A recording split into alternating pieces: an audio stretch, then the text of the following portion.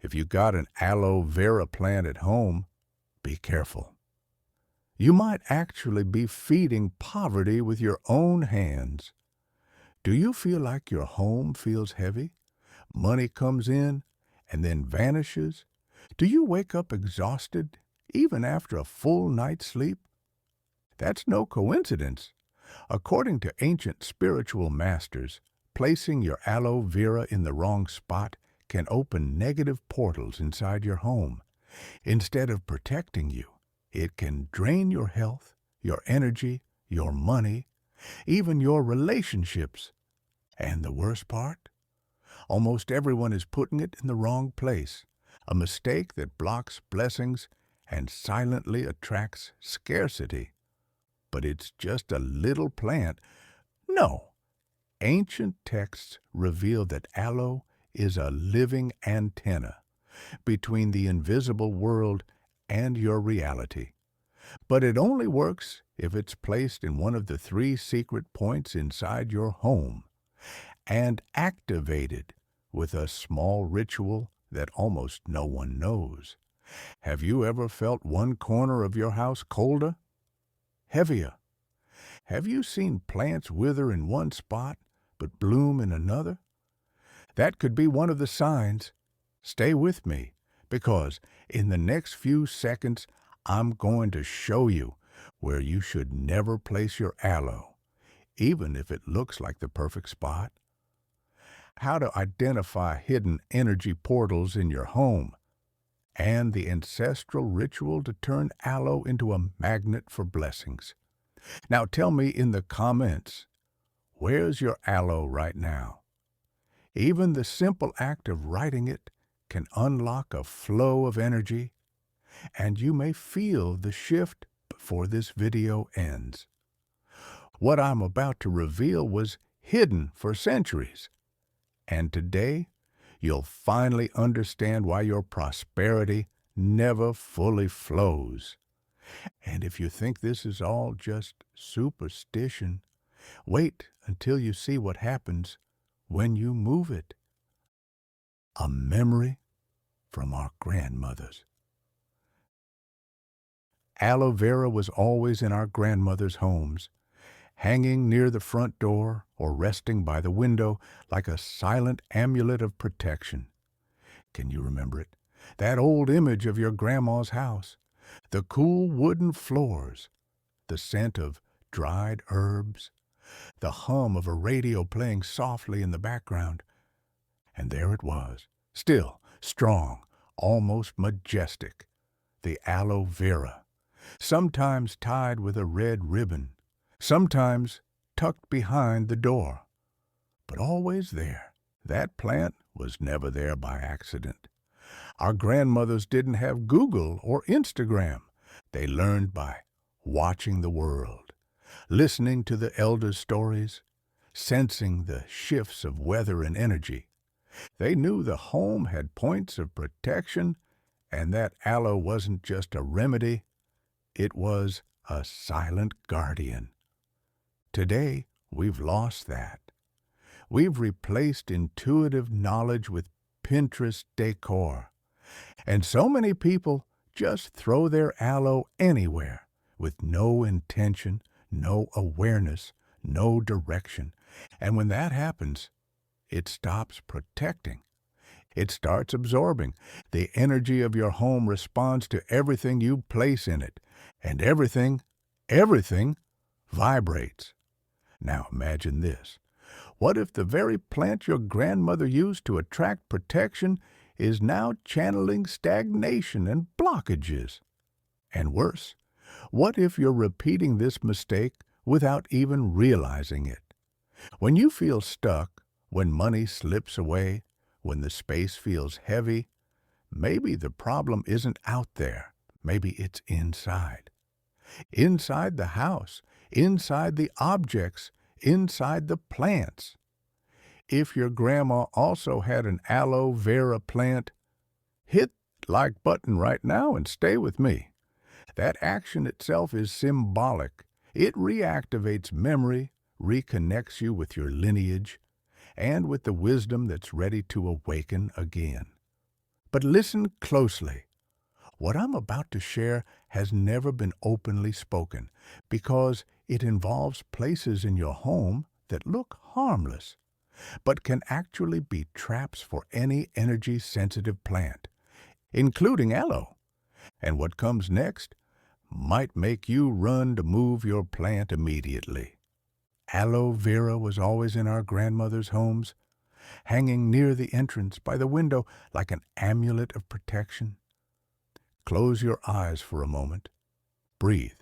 Try to go back to that old family house where everything smelled like fresh coffee and rain-soaked earth. You hear the clinking of pots in the kitchen, the faint sound of an old country song on the radio, and the shuffle of your grandmother's slippers across the cool tile floor. Now picture this, right by the entrance, tied with a faded red string or sitting in a clay pot, there it was, the aloe plant. Thick, strong, with sharp-pointed leaves, almost like a silent sword ready to protect. But why did all of them have this plant? It wasn't a coincidence. It was wisdom. A wisdom not written in books, but passed through looks, gestures, sacred repetition, through everyday rituals lived in silence. The aloe was placed with intention, never by accident, by the front door, to stop negative energy from entering, in the window, to block envy, in the bedroom, to guard your dreams. But here's what nobody told us. If you place aloe in the wrong spot, without intention, without knowledge, it becomes unbalanced. It closes. It sickens. And a sick plant can't protect you. Instead, it begins to drain the energy of the home. The plant becomes a mirror, reflecting and amplifying the heaviest vibrations of the environment. How many times have you seen a plant dry up suddenly, even with enough water and sunlight? How many times has the atmosphere in your house shifted, and you couldn't explain why? The subtle energy always responds. Our grandmothers knew this. They felt it in their bodies, in their hearts. They didn't call it feng shui or bioenergy, but they understood the home as a living organism with points of strength, fragility, and flow. Today, with so much digital noise, we've lost that intuition. We place plants for aesthetic, objects because they're trendy, crystals because they look cool. And we forget the most important thing, purpose. And here enters the archetype of the guardian of the home. Yes, aloe represents that silent guardian, a living being that watches, filters, shields, protects. But like any guardian, it has to stand in the right place. Picture a soldier positioned at the back of the house, with his back to the front door. What good is he? He doesn't see the intruder coming. He protects no one. Worse, he grows bitter, stagnant, sick. That's exactly what happens to aloe when it's stuck in a dead or chaotic energy point. It closes off, it dries up, and along with it, your energy, your focus, your prosperity. Now, I want you to stop for a second and really think. Where is your aloe right now? Did you place it by intuition, or just because it looked good there? Did you know there are places in your house that destroy the plant's energy field? And by doing that, they drag down your vitality with it? What I'm about to share is something many people still keep secret, because it involves delicate points, rooms that seem neutral but are actually spiritual traps. So, if your grandma also had an aloe plant at home, hit that like button right now. It's a gesture of respect for her wisdom. And stay here, because in the next segment, you'll learn which spots are forbidden and why these areas of the house put any spiritual plant, including aloe, at risk. And more, you might already be making this mistake right now, without even realizing it. What comes next may explain why your house feels drained, why your money slips away, and why even your sleep feels too light to restore your energy. Teresa, desperate over her son's health problems and the lack of money, placed an aloe plant in her kitchen. What happened next was devastating. Her name was Teresa, a simple woman, soft-spoken, with hands worn from a lifetime of care. For her home, her children, her family. Like so many others, she believed a plant could protect, that just having aloe in the house was enough to keep evil away. But what she didn't know is that there's a price for using the sacred unconsciously. She placed the aloe in the kitchen. It made sense. It was the busiest room in the house, the place where she spent hours cooking meals, gathering the family, trying to keep balance. But in the days that followed, something strange began to happen. Her youngest son, always healthy, began to complain of headaches. He woke up tired. The fridge broke down for no reason. The gas went out twice in less than a week. The money vanished. And the plant? It started drying up on its own, quickly, as if it was absorbing something that was killing it from the inside out. Teresa didn't understand. She cried. She prayed. She tried replacing the plant, but nothing changed until an older neighbor, quiet, wise, full of secrets, told her something that shifted everything. You place the guardian in the middle of a battlefield.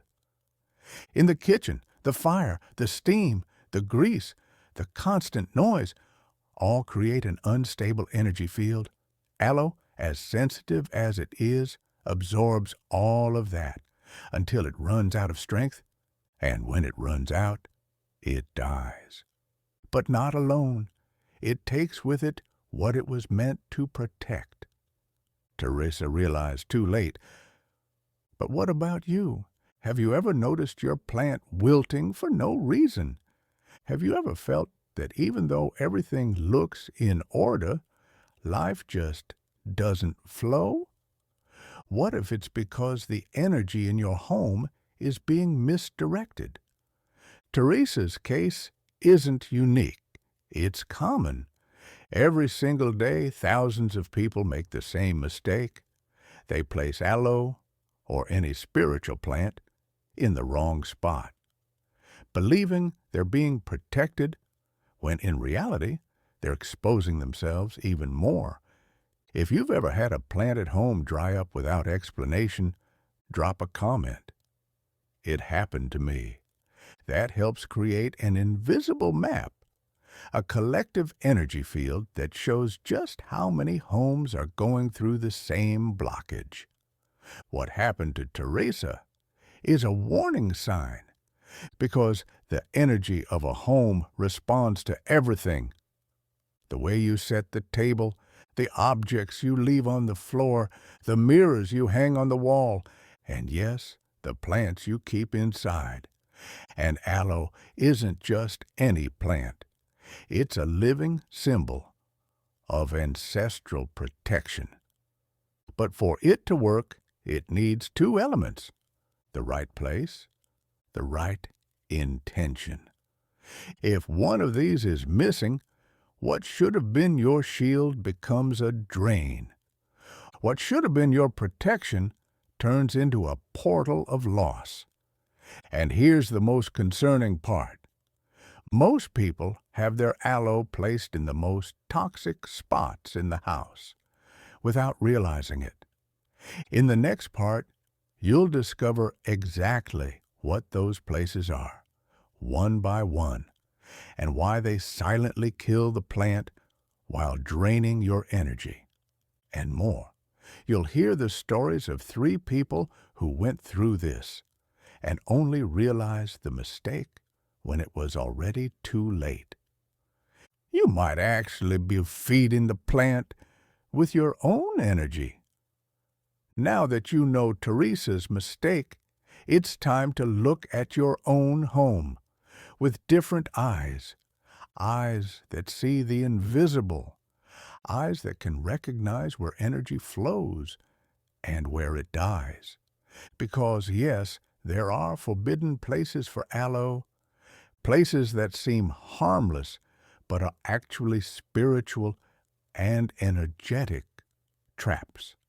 And you're about to understand one by one why most people place their plant in exactly these spots, and why they stay stuck in the same cycle: stagnation, arguments, unexplained illnesses. The forbidden spots. 1. The kitchen, the zone of elemental chaos. The kitchen may look like a place of abundance, but energetically, it's the most unstable room in the house. Here, fire clashes with water, steam rises, grease sticks to the walls, movement never stops. Aloe, delicate like crystal, collapses in this environment. It tries to balance the fire of the stove, the heaviness of processed food, the tension that lingers on hard days, and it just can't. The result? It dries out. It absorbs the instability. And worse, it begins to vibrate that chaos back into the home. 2. The living room, the stage of masks. It looks like the most neutral place, right? But the living room is where visitors come and go, where the TV blares, where outside noise enters. It's the space of distractions, of unfiltered conversations, of silent judgments. When aloe is placed here, it becomes an emotional sponge. It soaks up the energy of arguments, the TV shows you watch, the words left unsaid. And before you know it, the atmosphere turns heavy. The plant gets sick, and with it, your peace of mind. 3. The home office or work desk, the altar of stress. You think, I'll keep aloe here to attract focus and prosperity. But what does it actually find? Piles of paperwork, stressful Zoom calls, endless notifications, condensed anxiety. Aloe, which should be protecting your professional field, ends up absorbing all the mental clutter and daily pressure. The plant dries up, and with it, your ideas, your sales, your contracts. You feel like you're working harder than ever, yet nothing prospers. Coincidence? 4. The bathroom, the temple of draining. This is the most common and most dangerous by mistake. The bathroom is where energy is eliminated, literally. Toxins, waste, humidity, dead energy. Placing aloe there is like throwing your guardian straight into the sewer. It suffocates, rots, disconnects completely from its protective function, and sometimes that single mistake is the reason your plant gets sick, no matter how much you care for it. 5. Closets or storage rooms, the chamber of forgetting. You want to protect the plant, keep it safe, but by hiding aloe away in a closet, cut off from sunlight, you cut off its connection with life. It stops being a channel and becomes a weight. There, it slowly decays, and that decay contaminates the energy field around it. Now pause, breathe, close your eyes, and imagine, where is your aloe right now? Is it in one of these forbidden places? Go check, for real, and tell me in the comments, because recognizing the mistake is the first step to changing everything. And here's the most unsettling part. Mariana placed her aloe in the living room and soon began having nightmares every night. Claudio put it in the bathroom and developed an infection doctors couldn't explain. Julia, without realizing, left the plant inside the laundry closet. Within 2 months, she lost her job and ended a 6-year relationship. Coincidences or ignored signs? What if I told you you could reverse all of this starting today? That there are secret spots inside your home that act like portals of protection, abundance, and balance? In the next segment, I'll show you exactly where to position your aloe and how to activate its real power. But it only works if done at the right moment, and that moment could be today or not again for another year. Now you know where aloe should never be. But wait, because what's coming next is even more powerful. Now that you've identified the draining spots, it's time to flip the switch. Because there are places that don't just protect aloe, they activate its true power. Quiet, energetic corners of the home, almost invisible to the naked eye, where the plant transforms into a shield, a radar, a beacon. But be careful. Very few people know where these points actually are, and most who try miss the timing, which is why nothing happens. The old wisdom said, "The plant responds to the call of the home," meaning aloe only activates when it's in the right place, at the right time, with the right intention. And here's the strangest part. There are homes where the plant seems to wilt, but when moved just 3 feet over, it comes back to life. Why? Because you pulled it out of the shadows and placed it on one of the home's secret energy portals. If you want to know exactly where to put yours to unlock all of this, hit that like button right now. This isn't superstition. It's subtle energy. And it's happening, whether you're aware of it or not. In the next part, I'll reveal the right spots, the complete activation ritual, and the one thing you should never forget when moving your plant. The last step is the most powerful and also the most hidden. It's not just a plant. It's a key. Yes, a key. And when placed in the right points of your home, aloe unlocks paths that may have been sealed for years. These spots are like vortexes, quiet, invisible, but always pulsing. When aloe sits in them, something shifts, and you feel it in your body, in your mind, in the vibration of the room. Where to place it? Main entrance. This is the shield. Aloe here repels envy, jealousy, and heavy energy before it ever crosses your door.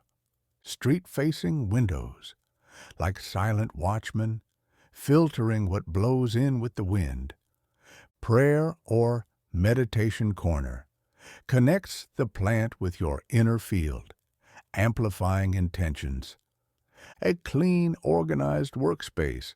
Focus and productivity expand when aloe is by your side. But here's the secret. Simply placing it isn't enough.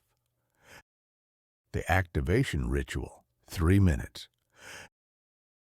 Drop 3 golden coins into the pot for prosperity. Place a small mirror behind it to reflect the energy. Put 1 clear crystal next to it to amplify the field. Say out loud, "I activate my abundance. This plant is my shield and my bridge." Now type it in the comments. I activate my abundance. This act isn't symbolic. It anchors your intention into the subtle field. But be careful. The final step requires something you've never done with aloe before. Lucia moved her aloe did the golden coin ritual, and her life began to transform. She wasn't expecting anything. She was tired, skeptical, buried in bills and sleepless nights. But still, she tried. She did the ritual, placed aloe by the front door, lit a white candle, and spoke the phrase with an open heart. I activate my abundance. That night, she slept peacefully, for the first time in weeks. 2 days later, she received a long overdue payment. The following week, she reconnected with an old friend who offered her a new job. And from then on, her home was never the same. The plant is still there, steady, alive, guarding, protecting, flowing. Now let me ask you, where is your aloe right now? If you hesitated to answer, it's time to change it. Don't put this off. The energy portal that opens with the ritual works best in specific cycles. And you're in one of them right now. Miss this moment, and you might have to wait another year. Type in the comments, I activate my abundance. Share this with someone else who feels stuck. And hit subscribe, because in the next video, I'll reveal an even older ritual, more powerful than aloe, one used by healers to unlock cursed homes. The cycle has already begun, and you're already inside it. See you in the next ritual.